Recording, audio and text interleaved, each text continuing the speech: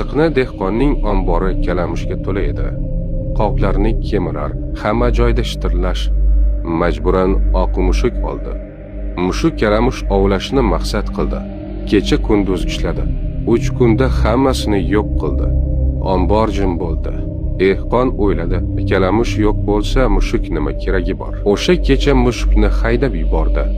Bir necha kundan so'ng kalamushlar qaytdi. Avvalgidan ko'p zarar ko'rdi.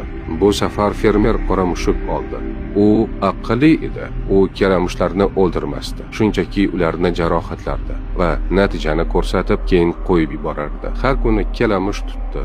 Dehqon xursand bo'ldi. Uni mukofotladi. Kalamushlar esa hech qachon butunlay yo'q bo'lmasdi.